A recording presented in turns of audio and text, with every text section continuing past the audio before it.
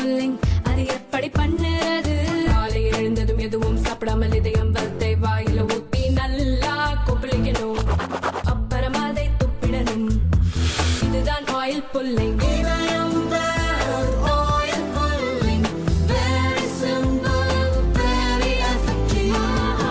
மாதவரத்தின் புது அடையாளம் 2, 3 மற்றும் 4 BHK அபார்ட்மெண்ட்டுகள் 85 லட்சம் முதல். உங்கள் கனவு வீட்டை இப்போதே புக் செய்யுங்கள்.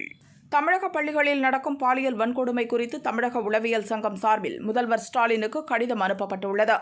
சமீபத்தில் பள்ளி மற்றும் கல்லூரி மாணவர்கள், குறிப்பாக 18 வயதுக்குட்பட்ட பெண்கள் ஆசிரியர்களால் பாலியல் துன்புறுத்தலுக்கு ஆளாவது அதிகரித்துள்ளது. இதன் விளைவாக ஆசிரியர்கள் போக்சோ சட்டத்தின் கீழ் கைது செய்யப்படுகின்றனர். இந்த சம்பவங்கள் மாணவர்களின் எதிர்காலத்தை அச்சுறுத்துவதோடு மட்டுமல்லாமல் பெற்றோர்களிடையே அச்ச உணர்வை உண்டாக்குகிறது. குழந்தைகளை பள்ளிக்கு அனுப்பவே தயக்கம் காட்டுகின்றனர். குற்றம் சாட்டப்பட்டவர்களை தண்டிப்பது அவசியம் என்றாலும் அது பிரச்சினைக்கு முழு தீர்வாக அமையாது.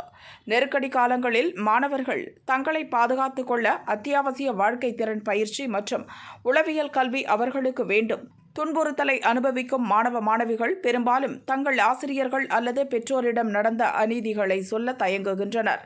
இதுபோன்ற சூழ்நிலைகளில் உளவியலாளர்கள் அல்லது மனநல ஆலோசகர்கள் இருக்க வேண்டியது அவசியம். மாணவர்கள் தங்கள் கவலைகளை வெளிப்படையாக வெளிப்படுத்த பாதுகாப்பான சூழலை அவர்கள் ஏற்படுத்தி கொடுப்பார்கள். இந்த முயற்சி பெற்றோர்கள், மாணவர்கள் மற்றும் ஆசிரியர்களிடையே வலுவான உறவுகளை வளர்க்கவும் தற்கொலை விகிதங்களை குறைக்கவும் உதவும். அனைத்து கல்வி நிறுவனங்களிலும் உளவியலாளர்களை நியமிக்க வேண்டும் என்று 2015 வெளியான நீதிமன்ற உத்தரவு சொல்கிறது. இருப்பினும் அப்போதைய அரசு இந்த உத்தரவை செயல்படுத்தவில்லை.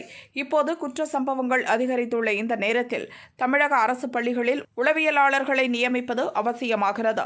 இதனால் முற்போக்கான கல்வி சீர்திருத்தங்களை செயல்படுத்துவதில் மற்ற மாநிலங்களுக்கு தமிழகம் ஒரு முன்மாதிரியாகவும் செயல்படும் என உளவியல் சங்கத்தினர் கடிதத்தில் தெரிவித்துள்ளனர்.